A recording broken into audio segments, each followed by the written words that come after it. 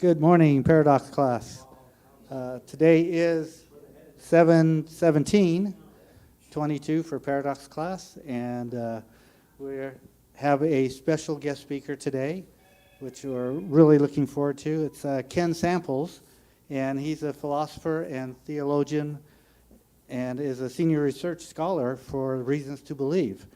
And prior to joining RTB, Reasons to Believe, in 1997, Ken worked 7 years for a research consultant and a correspondence editor for Christian Research Institute, which he co-hosted the Bible Answer Man show with Walter Martin. And he's been in a lot of magazines, Christianity Today, Christian Research Journal, Facts of Faith, and he also has written a lot of really good books. And I have some here. We have World of Difference, Putting Christian Truth Claims to the Worldview Test. And we have God Among Sages, Why Jesus is Not Just Another Religious Leader. And then I believe his latest book is Christianity Cross-Examined. It is a rational, relevant, and good. And so I'm glad to invite Ken up here, and looking forward to the class today, and he'll be speaking on Not All Dead Men Stay Dead. Thank you very much. Okay, this is kind of part two to a topic I addressed a couple weeks ago by the same title, Not All Dead Men Stay Dead. And in that lecture, I talked about the worldview of naturalism. That's the secular, atheistic worldview, if you will. The universe is all there is. There's no God, there's no soul, there's no life after death. And we talked a little bit about how naturalism views death. And they view it as the end. There's nothing more to death. Death ends all. Well, today I want to talk with you about more about the resurrection. Last time we talked a bit about the conversion of the apostles James and Thomas and Paul. But today I'm going to give you an expanded edition. So I want to discuss what I call in my book, Christianity Cross-Examined, 20 evidences for the resurrection of Jesus. And I'd like to underscore by just saying this, that if Jesus is risen from the dead, then there isn't anything more important for people to hear than that message. Because we all know when we reflect that we're going to die. And if death is the end, then that is very different than the message that we hear in Christianity, which is that death is not the end. So let's talk about the evidences for the resurrection. And of course, the place we begin with the resurrection is the empty tomb of Jesus. There's a lot we know about the tomb. The story of the empty tomb is very early in the resurrection message. We know whose tomb that Jesus was buried in. He was taken down off of the cross, suffering death by crucifixion by the Romans. He was prepared for burial, and his close associates placed him in the tomb of Joseph of Arimathea. Well, on Sunday morning, the women went to the tomb. Jesus had women followers, which was really quite extraordinary for the time. Typically, rabbis did not have women followers. But Jesus, of course, treats women very differently than the Greeks and the Romans. And even Jews. He treats them with dignity and respect. And I think both women and men found in Jesus a voice and a source of truth and love that captivated them. So the women go to the tomb, and they find the tomb open. And they find it vacant. It's empty. The body is gone. Now, the story of the empty tomb is a critical one, because if Jesus' body had been discovered, then Christianity is dead in the water. It would have stopped before it really ever got going. Because a body that is found in the tomb would not be resurrected. Now, of course, what's interesting is, and we'll make this number 2, our second evidence for the resurrection, Jesus makes enemies. He is motivated, in my mind, by 2 things always, truth and love. But he comes to those who affirm his faith, that is the Hebrew religion, what we call today Judaism. But there are leaders within the Hebrew faith that reject him as the Messiah. And so he is seen as someone who is an enemy of Judaism, and even the Romans see him as a potential challenge to Caesar. So those in charge, they concede that the tomb was empty because they say, let's tell everybody. Well, they say this. They say, look, that person Jesus claimed that he was going to be raised from the dead. So let's tell everybody that the disciples came in the middle of the night and stole the body. So that's the first alternative theory to try to explain the resurrection.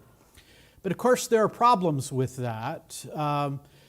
If the disciples came in the middle of the night, or if people claimed, for example, later that they went to the wrong tomb, well, that doesn't make any sense at all. They knew what tomb it was. It belonged to Joseph of Arimathea, and the chief priests, they made sure that the tomb was guarded. So a concession on the part of people who objected to Jesus' ministry is a very powerful concession. It's not just the women and later the apostles that found the tomb open and vacant. The religious leaders and the Romans admitted, yeah, the tomb was indeed empty. This has led scholars to say that one of the most foundational truths about the resurrection is that Jesus' tomb was indeed empty. All right, let's go to number 3. People who are celebrities, people who are very well known, when they're buried, usually they have a certain amount of veneration that goes on to them. For example, I have visited the burial site of C.S. Lewis. There, right outside of Oxford, in the churchyard of Trinity Anglican Church, and I've read his name there on the tomb that he has, or on the headstone, I should say, rather. I've also visited the burial place of President John F. Kennedy in Virginia at Arlington Cemetery, and he's buried here, and then his wife is buried next to them, and they have one of their children that died very early buried next to them. So millions of people have come to JFK's burial site, and I would say probably maybe 1 million people have visited C.S. Lewis's site. He's extraordinarily popular. Well, when somebody is well known and they're buried, there is a tomb, and people venerate the tomb. It happens in other religions as well, Confucianism, for example. But historically, there has never been a tomb that was venerated as belonging to Jesus. Now, that doesn't mean that we don't have ideas about where the tomb that Jesus was laid in, but nobody has a tomb where they are committed to the idea that he is dead and buried there. So no veneration belonging to Jesus would be my third argument for the resurrection. Number 4, Jesus appeared alive to many eyewitnesses following his death. Now, if you're going to explain the resurrection in a purely naturalistic way, let's assume nothing happened supernatural. If you're going to explain what happened to Jesus purely in naturalistic terms, then your explanatory model is going to get a bit more complicated here with number 4. Because first you'd have to explain, well, why is the tomb empty? What happened there? What happened to Jesus' body? Because if you could reproduce it, then Christianity is falsified. But now that people were having experiences, that is, they were seeing Jesus, they were encountering Jesus, now you're going to have to explain that. That's a second part of the resurrection explanation that you're going to have to provide inferences for. Now, when we think about this, Jesus appeared to many eyewitnesses following his death. This is really a rather extraordinary thing. I mean, it's hard to explain these encounters. Why? Because they're very diverse. Jesus appears sometimes outside, other times in buildings. He appears during the night. He appears during the day. He appears to single individuals. He appears to multiple individuals. At least on one occasion, he may have appeared to a multitude of people. And there are experiences where he shows himself, where people can see the wounds that are in his hands or his wrist, the wound in the side. So this is a very dynamic experience of Jesus appearing to various people over a period of time. It didn't just happen one day. It happened over a 40-day period. And some people saw Jesus multiple times. Some saw him only single times. He appeared to friends, appears to enemies. Appeared to his own brother, James, who I think you could make a case. James likely thought his brother Jesus was mentally ill. James is converted by it. Of course, he appears to Thomas. He appears to the enemy Saul, who becomes the Apostle Paul. Well, this is really an interesting and powerful evidence. Somebody like Gary Habermas, who may be one of the world's specialists on the resurrection, Gary Habermas argues that when people have hallucinations, and people do have hallucinations, but typically when they have hallucinations, it doesn't do anything to transform their moral lives. Usually what happens when they have an hallucination, over a period of time they recognize that it's false, and then they move away from it. It doesn't have any enduring influence, particularly in terms of transformation. So you've got the empty tomb. Now you've got these appearances of Jesus. And by the way, even critical scholars, that is liberal scholars, skeptical scholars, atheistic scholars, lots of people are interested in the New Testament besides Christians. Some are interested just professionally. Others are interested maybe even trying to disprove it. Maybe others are even saying, well, I don't believe the actual story, but maybe there's some truth here that I can discover. But even critical scholars accept the idea that the followers of Jesus had some kind of real, genuine, authentic experience. They were seeing something.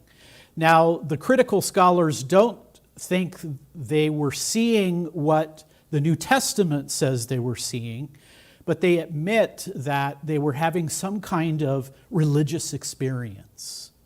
Now, when your critics begin conceding points like that, then the evidence begins increasing. It's not just the apostles who claim the tomb was empty, but it is the enemies of Jesus, those who saw Jesus as a threat to Judaism. They admit the tomb is empty. When we see the experiences, people usually don't come away thinking the apostles were lying about these experiences. And we also know that these experiences had enduring influence. Now, there is a dispute about how many Christians were persecuted and became martyrs in the early church, but it's quite clear that a number of key biblical figures went on to be martyred. It's certainly the case for James, the brother of Jesus. It's true of Peter and Paul, who were executed in the Neronian persecution. So all three of those had experiences of the Lord, and it changed their life dramatically. So our fourth evidence is the appearances of Jesus to various eyewitnesses following his death. Number 5, the documentary sources of the resurrection story are considered reliable. That is, the Gospels are largely considered, almost exclusively considered, to be something like ancient biographies. And these testify to the life of Jesus. All four of the Gospels talk about his death. They talk about the resurrection to some degree, some more detail than others. But we know where these sources came from. If we think about the four Gospels, let's look at the first three Gospels, Matthew, Mark, and Luke. These are called synoptic Gospels because they have a similar synopsis, they have a similar perspective. They contain some of the very same details, sometimes in very same, if not exactly the same language. And then you have a fourth Gospel, John, that is different, that talks about theological issues in some ways of a different way. But if we look at the four Gospels, and of course, it is true that the Gospels don't come with particular authors' names attached. When we read Paul's writings, I, Paul, wrote this letter, right? The Gospels come anonymous to us. But that doesn't mean that we don't know who wrote the Gospels. The early church tradition, people like Irenaeus, Papias, others talk about an early tradition that identified the authors as Matthew, Mark, Luke, and John. Now, what's interesting even there is if I were going to make up this story, first, I don't know why I would do it. I don't know why in the world I would make up a legend about Jesus, but let's say maybe people had a reason to do that.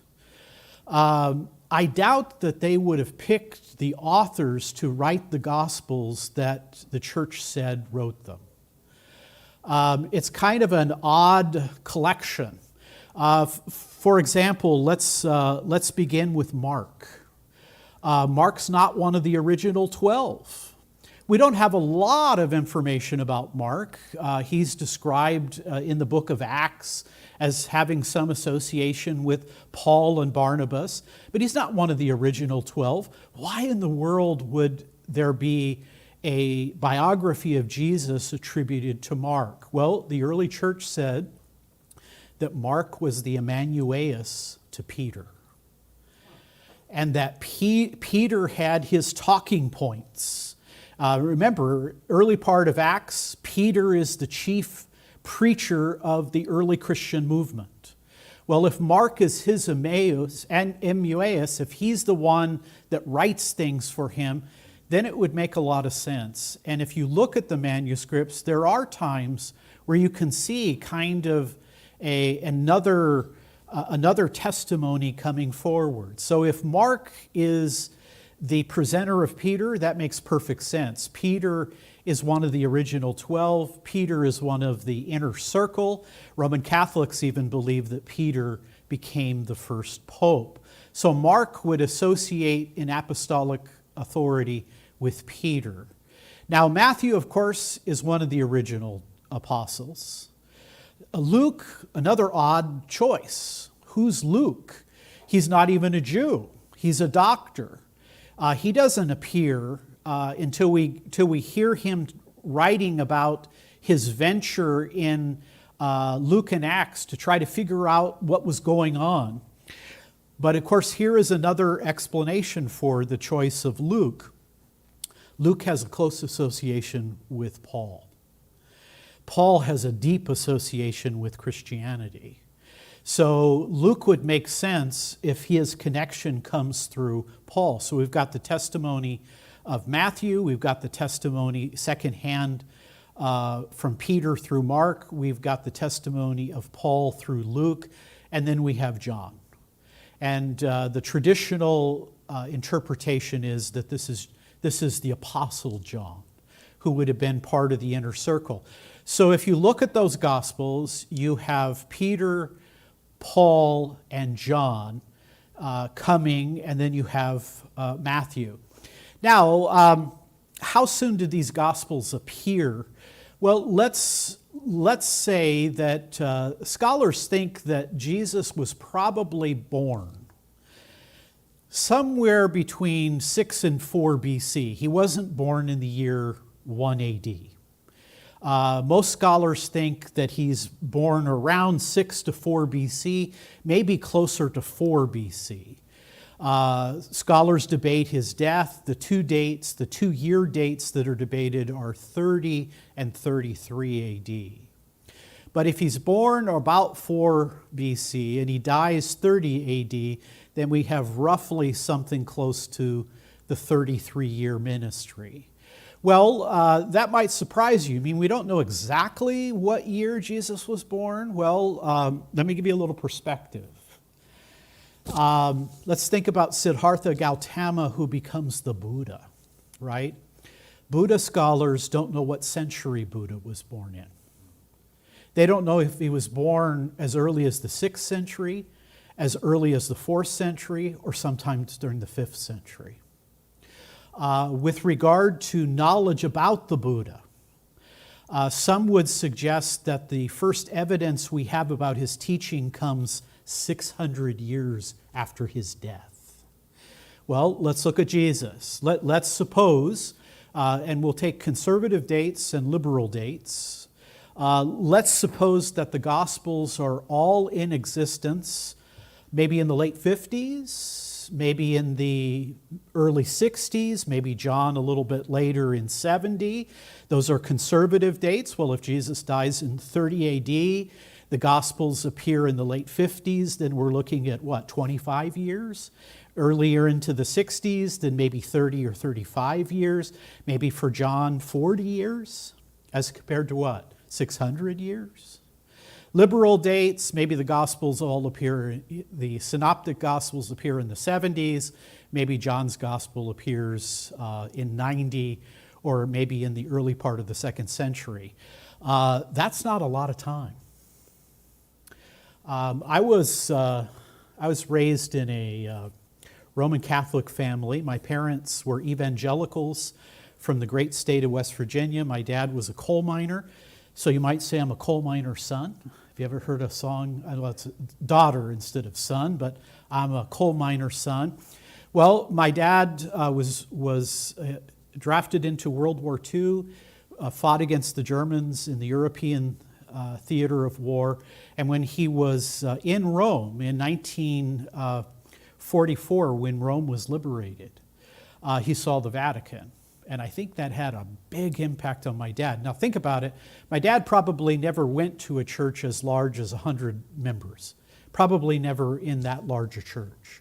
He walks into St. Peter's and it can seat 65,000 people. He even saw a group of people dialoguing with the Pope. I think that had an influence on my dad. And so in the early 60s, my parents converted along with me to Catholicism. I was baptized at St. Athanasius Parish in Long Beach. Athanasius, I didn't know it at the time, one of the great defenders of the deity of Christ and of the Trinity. On the front door of the church, it says Athanasius contra mundum. There was a time in which Christianity was being deeply influenced by Arianism. And if you don't know what Arianism is, just talk with your local Jehovah's Witness. They believe virtually the same thing. They deny the Trinity, the Incarnation, the deity of the Son and the Spirit. And at one point, when the church looked like it was being pushed in that direction, Athanasius said boldly, "Is the whole world against Athanasius? Then it's Athanasius against the world." Now, I feel my ministry has largely been in the spirit of St. Athanasius. But going back to that period of time, I remember the day President Kennedy was shot. And I remember it because I saw a couple things I'd never seen before. I never saw my dad ever come home from work early. And I don't remember seeing my mother cry. And my mom cried. And then the next Sunday is killed on a Friday morning in Dallas. A Sunday morning, We're getting ready for Mass. My dad and I are watching this little black and white TV. It had rabbit ears. If you don't know what that is, talk to some of the older folks. They'll tell you a little bit about that. But they showed a picture of Lee Harvey Oswald, and then all of a sudden a dark figure reaches out and shoots Oswald in the abdomen, Jack Ruby. Well, that's now, next year, it'll be 60 years. I can remember it pretty clearly, even as a 5-year-old boy. I can remember the casket being led down the streets of Washington with the flag, and I remember Jacqueline Kennedy wearing all black, and all the figures of the funeral. I say all of that to indicate that there are experiences that stay in your mind that you don't forget. If you talk to my dad, he'll tell you about Lindbergh flying across the Atlantic from New York to Paris. Talk to my mother, she'll tell you where she was when Pearl Harbor was bombed. There are things that are, the impact of them stay with you. The documentary sources are early. The documentary sources are strong. We know as much about the resurrection of Jesus as we do, for example, that Jerusalem was sacked by the Romans in 70 A.D., or that Caesar was killed. So we have lots of solid historical evidence. And these documents, even though we're not quite sure what year Jesus is born or exactly what year he died, we know a whole lot more than what the Buddhist scholars know about Buddha, what the Islamic scholars know about Muhammad, what the Confucian scholars know about Confucius. So that's our fifth argument for the resurrection. Number 6, testimonies come from direct eyewitnesses or those close to eyewitnesses. Well, again, we just review that material. Matthew is an eyewitness. Mark is not a direct eyewitness, but if he's writing for Peter, Peter's an eyewitness. Luke is not a direct eyewitness, but his association with Paul is an eyewitness. If John, the apostle, wrote John, then John is an eyewitness. And so we have either eyewitness testimony or people who have close association with people who were eyewitnesses. That's pretty strong. It's not perfect. Eyewitness testimony is never perfect. People see things. I have friends who have spent their life in law enforcement. They will tell you, talk to detectives, talk to people who've investigated crimes. Eyewitness testimony is not perfect, but pretty solid. So the documents are early and they're reliable in terms of testimony. Number 6. Number 7, very little time passed between the actual events and the early records. Well, we've touched upon that. If Jesus dies in 30, if the Gospels appear in the late 50s or in the early 60s, then we're dealing with somewhere between 25 to 35 years. Even if we stretch it out further, it's 40 or 50 years. I can remember JFK being killed, and that's been almost 60 years ago. So little time, again, compared with other claims that are made. Number 8, the canonical Gospels bear no resemblance to later apocryphal stories. Now, this is a pretty important point because some people who would like to dismiss Christianity say that maybe it's mythical, maybe it's legendary, maybe Christianity kind of reached out and copied some of the apocryphal stories about gods that were in the time-space world by the Greeks and Romans, and they had life and then death and then resurrection. And so some people would like to say Christianity is just one more of those myths. You have Mithra, you have various other so-called deities, and so Christianity is just a copycat. Well, the problem is that the canonical Gospels and the way Christianity is described, they don't comport with those mythical legends. And many of them are very inexact, very late. The Christian Gospels don't fit well with that, and even critical scholars accept the idea that the Gospels are different. Let me quote one of the experts about myth and legend, a man named C.S. Lewis. Lewis said, I know all about myth. I know all about legend. And he did.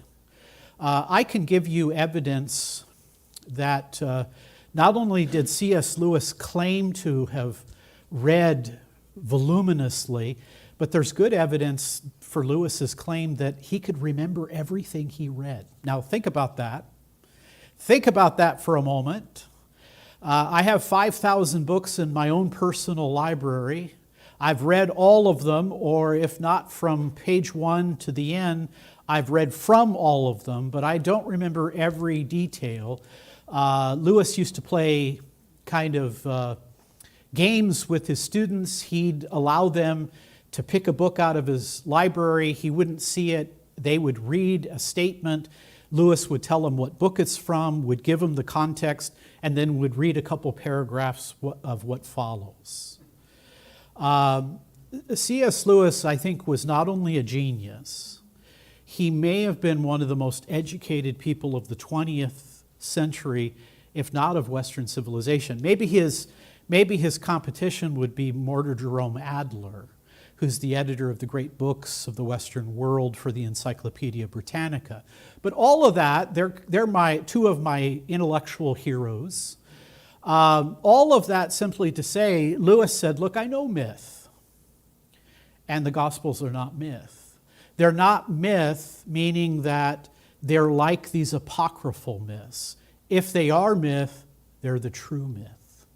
They're a story about God coming into the world, dying and raising, that actually happened in history. And that was part of Tolkien and the other Inklings persuading Lewis to take Christianity seriously. So the Gospels don't bear resemblance to the apocryphal writings. Number 9, the Gospels meet the criterion of embarrassment. I think this is an interesting one. Let's again suppose that Ken decides he's going to make up the Gospel for some reason. Usually authors don't tell embarrassing things about themselves. Unless, actually I think probably only Christian authors ever describe themselves in terms that they're criticized. Usually authors want to make themselves look good, and if I'm trying to persuade you, I don't want to look bad, and I don't want to let my community look bad. But the truth of the matter is, if you read the Gospels and you read the book of Acts, the Christian community looks bad from time to time. Peter, who is one of the inner circle, he denies knowing Jesus 3 times. Imagine that. Imagine Peter's guilt later when he encounters again the resurrected Jesus. Whoa. Imagine Paul. What was that thorn in his side? Was that maybe an eye problem that he had? I can tell you, when you're a bookish person, having eye problems are real problems. But it might be a little bit of guilt. You know, maybe Saul was a jihadist. I mean, he came along the Christian community and said, this is a cult. They're perverting Judaism. We've got to get rid of them. If that means imprisoning, so be it. If it means killing them, okay. Later, Paul realizes he captured and had the lambs of the sun put to death. Thomas denies Jesus. All of the apostles look cowardly. Embarrassment. Well, usually when things like that are included, people think, this actually happened. They're willing to kind of give you the straight scoop. I think that that's a very interesting argument for the resurrection, that it includes these embarrassing components. Number 10, the resurrection fulfills prophecies made by Jesus himself. Now, what if the resurrection just happened out of thin air? There was no anticipation of it. There was no prediction of it. I mean, can I tell you personally, when I first read the Gospels straight through, This was about 1978. I was a nominal Catholic. I never read the Gospels, never read any of the Old Testament. Though if you were in my neighborhood and you talked bad about Jesus and Mary and Joseph, I might punch you. But I didn't really follow the ethical teaching of Catholicism or of Christianity. But when I did begin to take the Gospel seriously and I read them, I came to the conclusion that it's likely that Jesus really was the God-man. I mean, who could say on one hand, I am the way, the truth, and the life? Who could say things like, come to me, all you who are weary and burdened, and I will give you rest? Buddha never said that. Muhammad never said anything like that. Krishna never said anything like that. Moses never said anything exactly like that. Jesus seems to be the kind of person where he speaks to people who are hurting, people who've gone through difficulties in life, mental health challenges, financial challenges, family challenges. Jesus goes around talking to them and says, you know, the burden and the anxiety you have, if you come to me, I'll give you peace and rest. I went to see Mike, my friend down here who was at a hospital a number of years ago at St. Jude Hospital, and I walked into the lobby, and in large letters in the lobby is Matthew 28:19. Come to me, all you who are weary and burdened, and I will give you rest. And I started to cry. I thought, he is the great physician. I read those Gospels and I thought, man, who is this? What kind of man is this? Well, the resurrection doesn't poof out of thin air. Jesus talks about his soon coming resurrection. And when you look at his life of miracles, his life of teaching, you expect that something more has to happen. It can't end on the cross. And it doesn't end on the cross. The resurrection fulfills the testimony that Jesus gave on numerous occasions. Number 11, without the resurrection, Jesus would have been considered a false prophet. Now, there are theories. Judaism has had a number of theories about the way to explain Jesus. Early on, they called him a blasphemer. Some people at the time said maybe he's involved in, evil spirits. Maybe that's why he can do the miraculous. Others have said maybe he's just a misunderstood person who thought the second coming would happen in the first century. It never did. But of course, if the apostles had not seen the resurrection, they would have reason to doubt Jesus because he had predicted it. So the prediction bears great power in that context. Number 12, the apostles were transformed from cowards to bold preachers of the resurrection. You know, as an adult, I've only been afraid a couple times, I think, honestly, where I was really afraid. One time, my wife and I were living in Anaheim, and my wife came home late from work about 12 midnight, and I was waiting for her. She worked the night shift, and as I was waiting, I heard a scream coming from the parking lot. When I went out there, a man had confronted my wife. So I attacked him. And we're fighting in an alleyway in complete darkness in the middle of the night.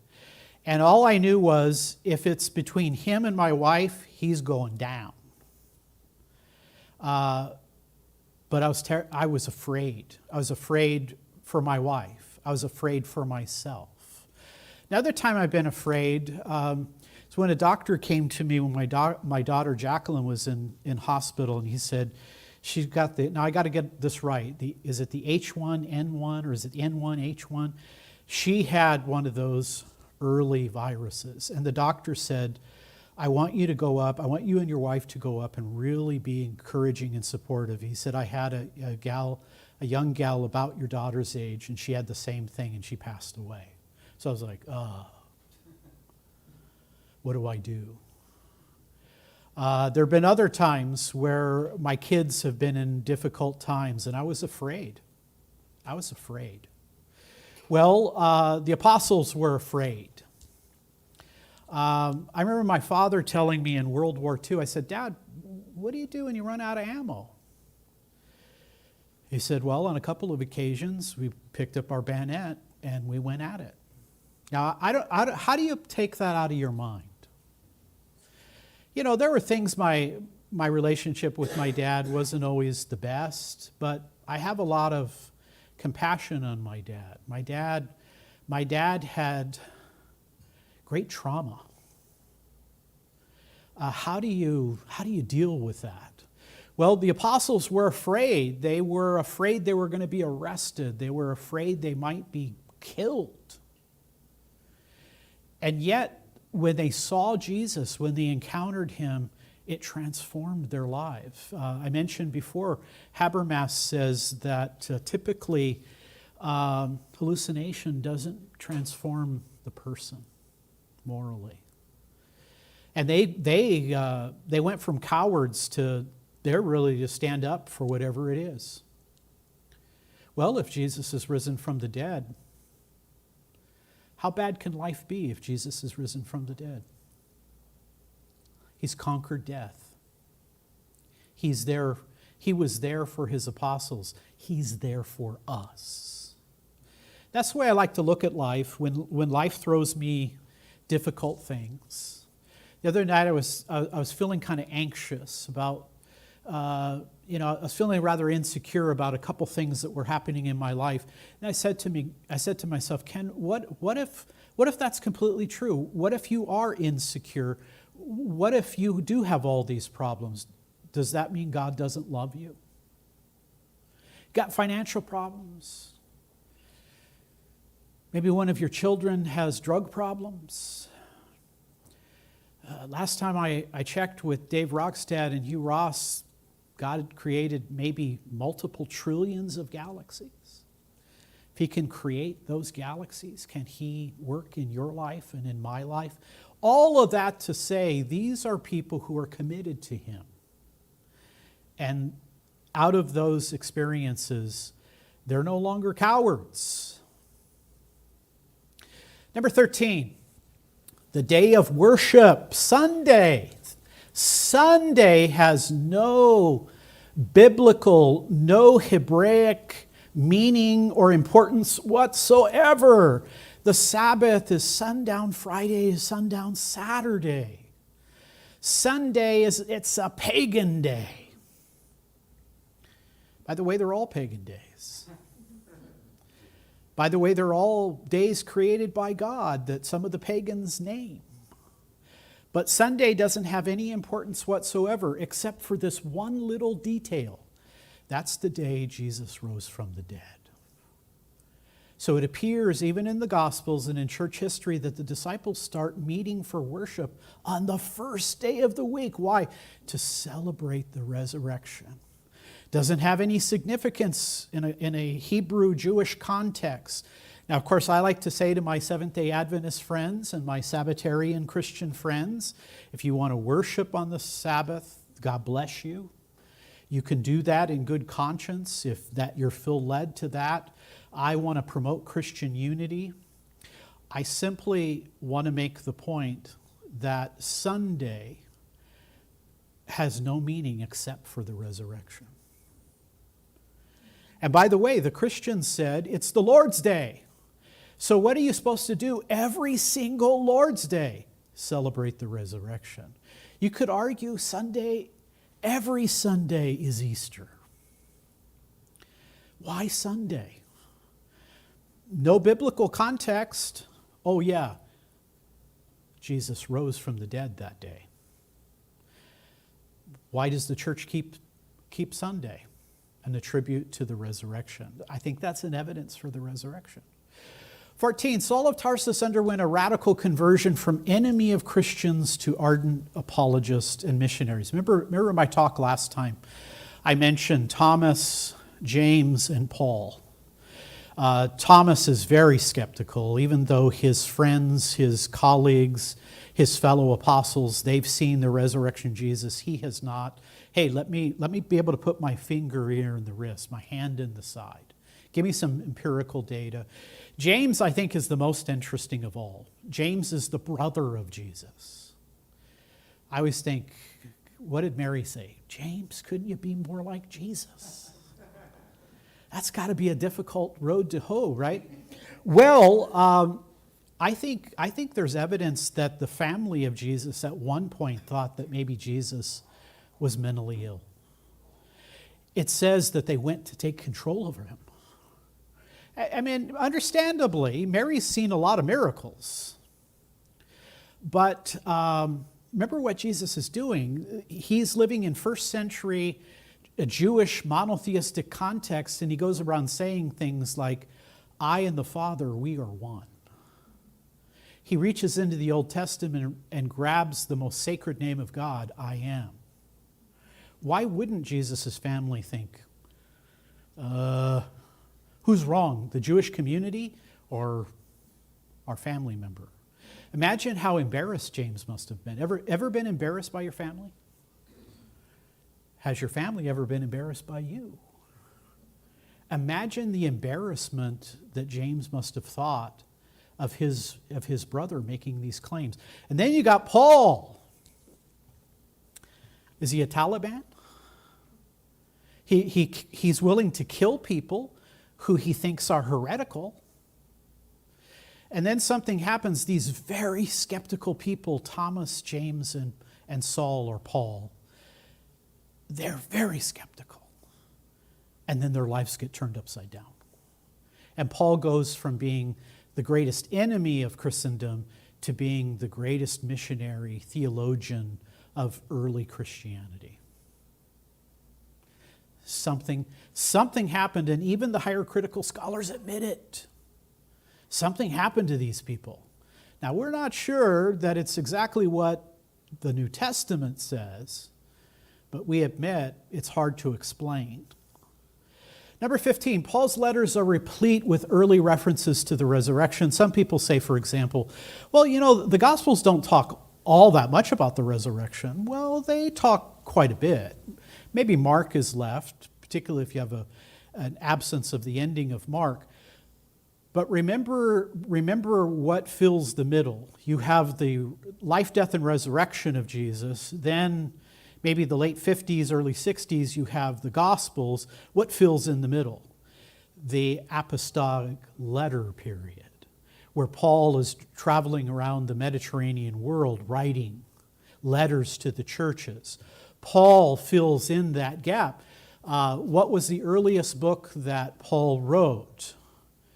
Maybe Galatians. Could have been written as early as 47 AD. Now that's only 17 years after the resurrection. So Paul's writing, there is that period. There's the oral period of preaching. Then there is the apostolic letters, and then there are the Gospels. So you have evidence of the resurrection running through there. 16, even critical New Testament scholars accept certain minimal facts about the resurrection.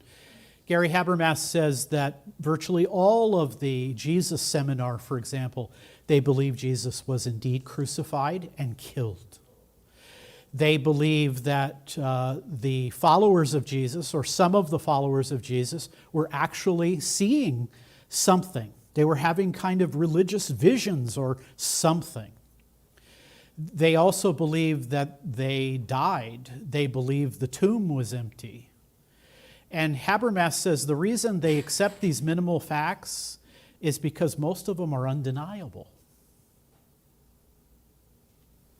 Now when people who hold a fundamentally different view than you do start confirming some of your evidence, then I think that counts quite effectively. 17, all naturalistic explanations for the resurrection have proven false. So let's adopt naturalism. We're going to sit at the feet of the patron saint of skepticism, David Hume. And we open up Hume's writings and we think about his criticism of miracles. And he says, look, there's never been a group of educated, thoughtful, critically minded people who have investigated miracles and shown them to be true. Well, I'd like to introduce Hume to Thomas and to James and to Paul. What kind of integrity did they have?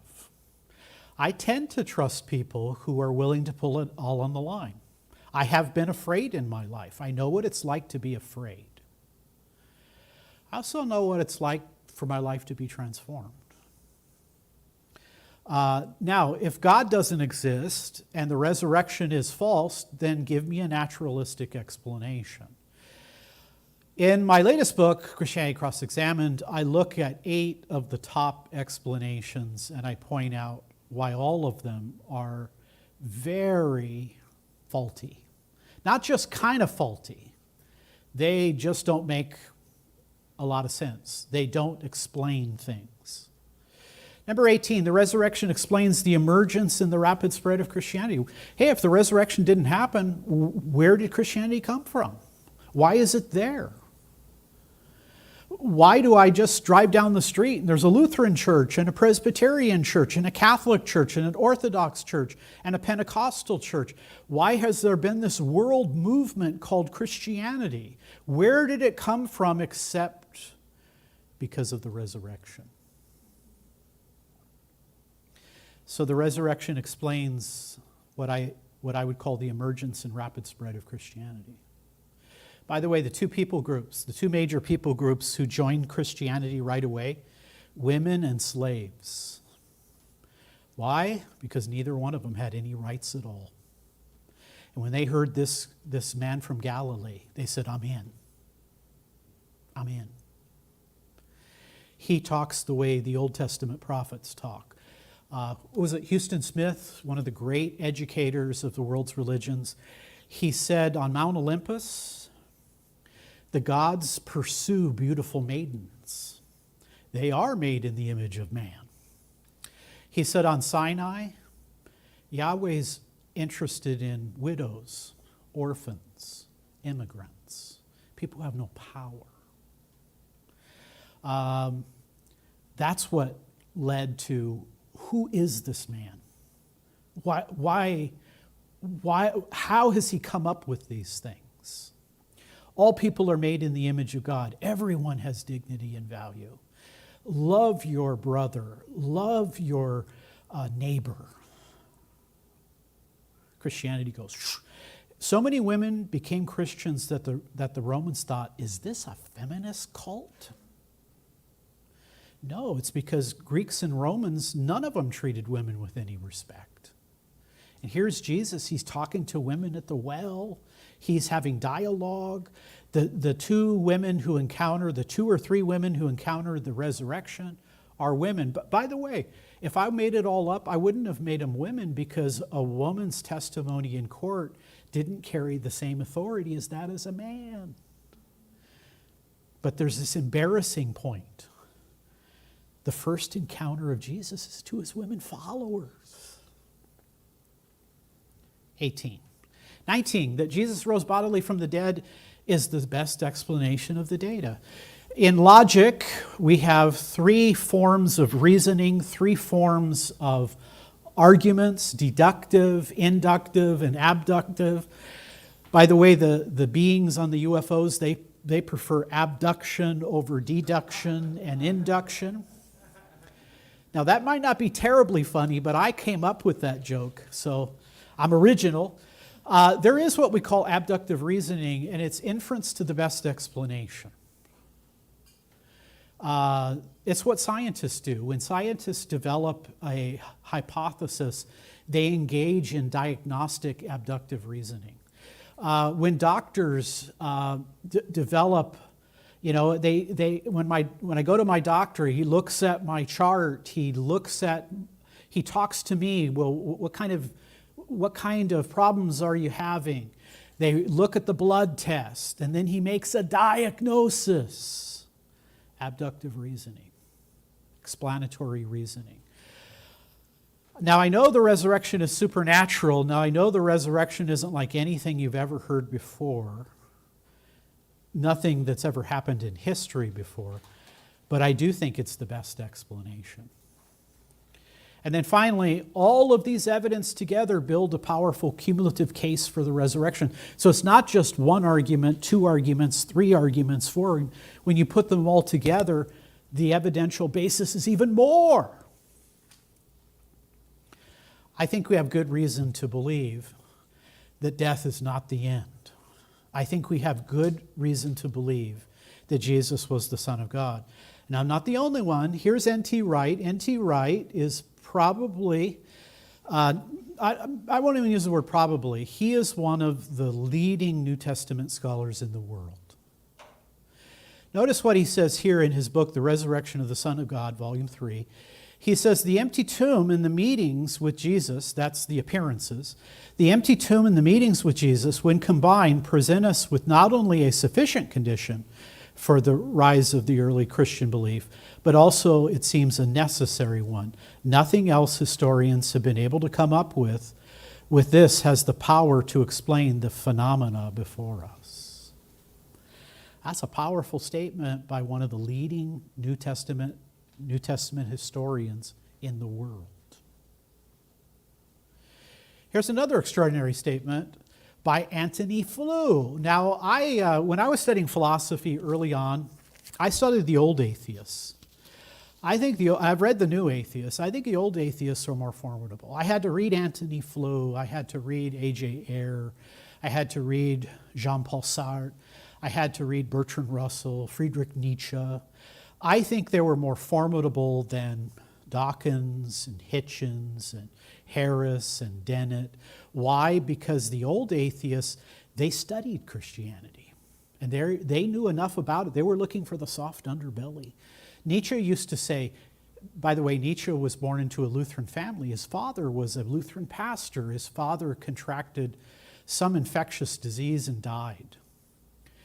Nietzsche said in his writings, I could always remember the first time I heard Handel's Messiah. So Nietzsche knew a lot about Christianity. He used to say to Christians, he used to needle them and say, I might believe in your Redeemer if you would act a little more redeemed. See, the old atheists, they got it. They knew the rough areas, and hypocrisy is a problem in Christianity. It always has been.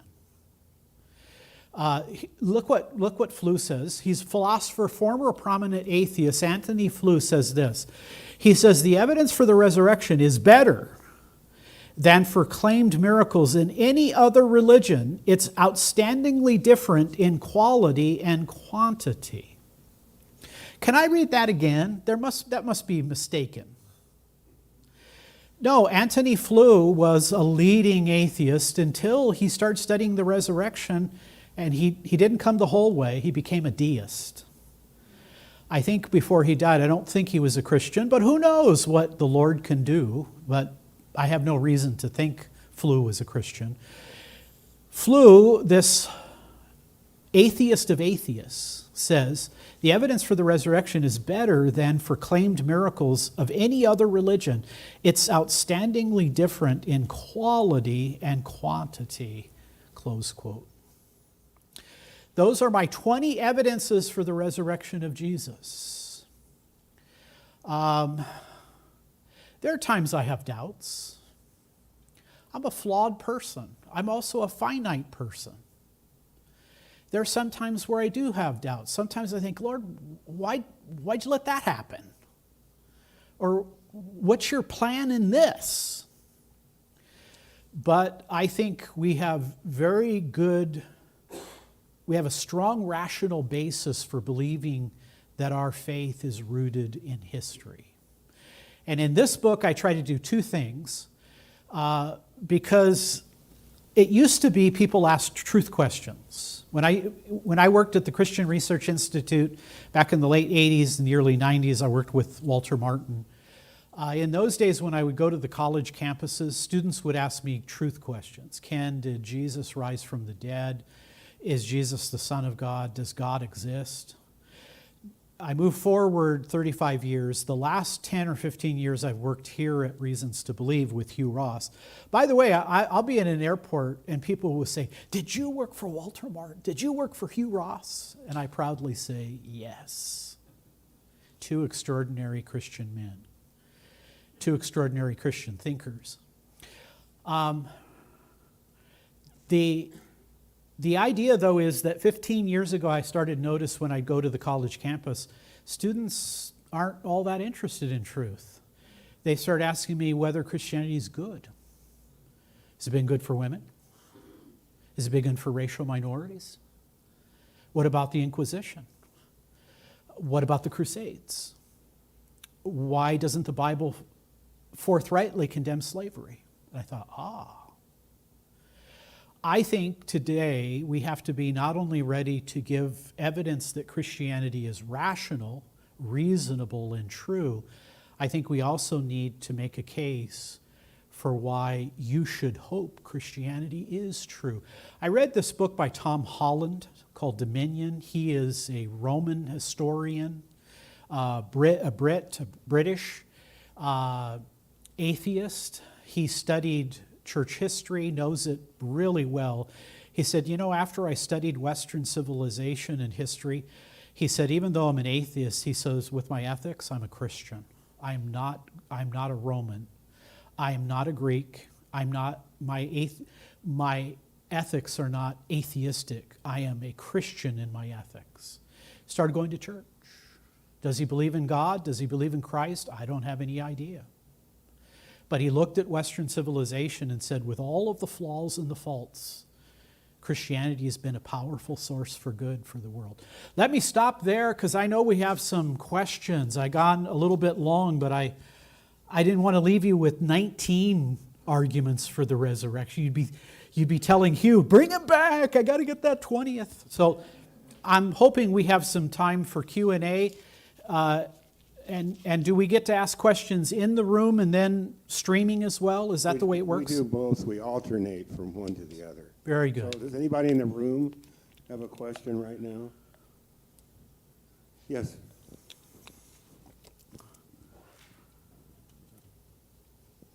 Hi, Ken. It's good to see you. Good to see you. How would you respond to someone who says, before we can provide evidence for the resurrection, for a skeptic, we need to convince him that God exists. Otherwise, he's just going to say, I get your evidences, but I'm a naturalist. I have no idea what happened, but I'm just sure that it happened in some natural way. Yeah, exactly. Well, part of that context comes out of what we call apologetic methodology. Christians through the centuries have come at how to defend the truth of Christianity. Do we start with the existence of God and appeal to natural theology, cosmological, teleological, moral, ontological? Or do we look at the historical data itself, maybe that there really was an Abraham and Moses, there was an Exodus, Jesus is a historical figure, evidentialism. The first one would be more of a classical approach. Other people have come along and talked about other approaches. One approach that is popular among particularly Reformed people is called presuppositional apologetics, that nobody is neutral and you should therefore begin with their relationship with God.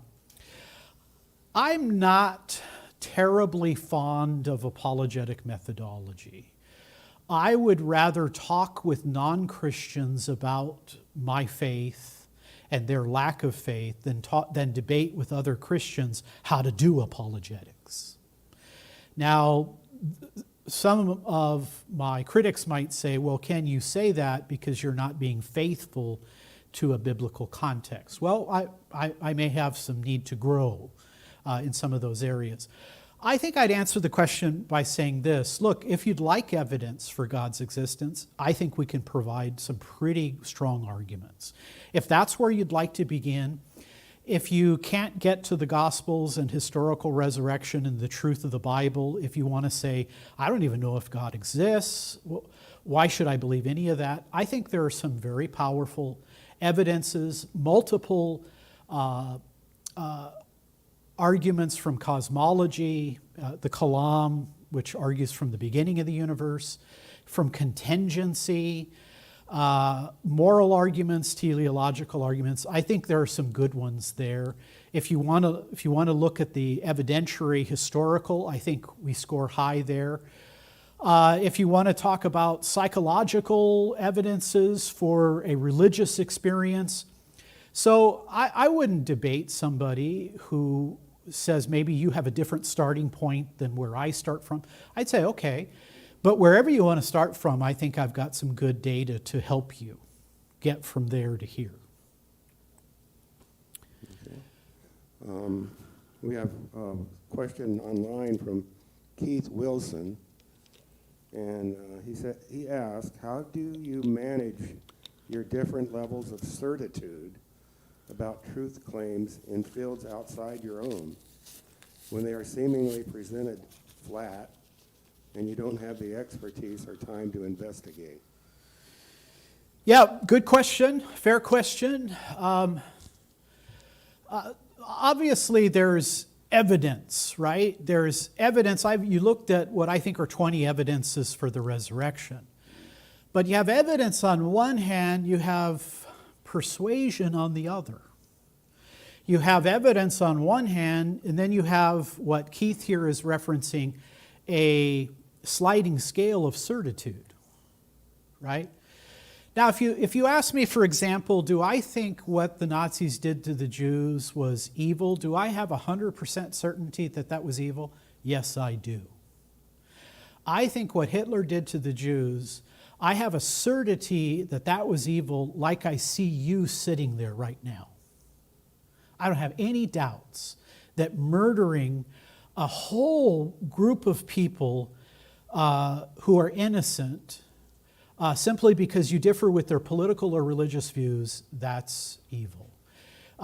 Torturing children, I was watching today a report on, it was a Catholic channel I was watching, human trafficking.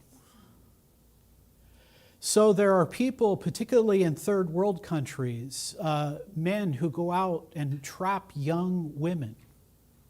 Tell them, hey, let's go out and have a drink, let's go out and have a party.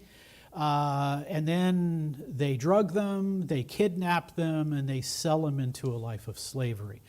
Well, the hottest place in hell may be where those people are going to end up. That's evil. I don't have any doubts about that.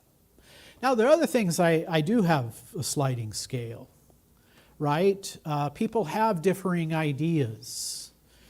Did the universe have an exact origination? I think so. But I've talked with some physicists, and they're not completely certain. They say, well, maybe it did have an exact origination. But, we can't have that. So, Keith, I'm going to try to directly answer your question. I don't think you have to be an expert on the New Testament or on historical evidence or logic to say that we have some robust evidence to support the resurrection. Now, when it comes to our certitude, I have doubts. I think some of my doubts are because there's a conflict about an issue, and maybe I'm like, wow, I don't know how to tackle that. I don't know how to work all the way through. So I feel like I've got to step back a little bit. But you know what? Some of my other doubts are psychological insecurities. Sometimes I have trouble trusting authorities. So I have a kind of a like, Lord, I looked at my 401k the other day. Lord, it's now a 201k. I'm getting to be an old man. I got to retire pretty soon. Do you really have control over the money markets? I'm using that as a joke, but it is a point that I make. Sometimes the insecurities we have are psychological. They're not intellectual. So Keith, if I can address your question, I don't think you have to know everything about everything. I think if you read some good sources, and you think carefully about the truth of Christianity, I think we've got good evidence, and so does N.T. Wright. And so are some atheists who come along. They say, wow, I didn't know there was that much evidence in favor of Christianity. Next question, yes? Professor Samples, this is Bud. If I can sort of ask a more general question Sure. than the resurrection. Sure. You mentioned getting moral good questions on university campuses Yeah. in the recent years versus truth questions from the past. I've thought about this a lot, and I figured that your wisdom may help. How do you reach children? Rather than try to gradate intellectual capabilities of adults across the span, just say middle schoolers. How do you reach middle schoolers for the gospel of Christ? Because my personal opinion on it, based on my own experience in going to college, if you wait until college, if you wait until high school to reach these young people, you've waited too long, especially in today's society. I mean, you have already passed the sweet spot of being able to reach people for the gospel. How do you reach them when you're younger? That's it. Thank you. Great question. Very, very appropriate, applicable. Of course, Christianity came from a context of pre-modernism. Then there was modernism with the Enlightenment period, and science. Instead of trusting in the ways of God, we trust in the ways of man and science. Then postmodern comes along and says, maybe there really aren't objective truth and morality. Maybe there's just power play, and maybe it has to do with what's practical. I think that you should never underestimate the power of philosophy. I think many of the challenges we are experiencing in our culture today go back to philosophical systems. These were systems that philosophers were talking about a long period of time. Nietzsche said, look, God's dead. And what he meant was Western civilization is dependent upon God. Science was established by God. All of our ethics have been established by God, but now the intelligentsia in the Western world doesn't believe on God. This is going to lead to a shipwreck. All of our foundation is based upon the biblical God, but we no longer believe in him. Then how do we condemn slavery? Then how do we trust in science? I think Nietzsche was right on target. So now we're at the other end where people say, look, true for you, true for me, good for you, not so good for me. I completely agree. My wife and I, we have 3 kids. They're now 35, 31, and 27. So we've passed through the period of educating them at home and sending them to college and things like that.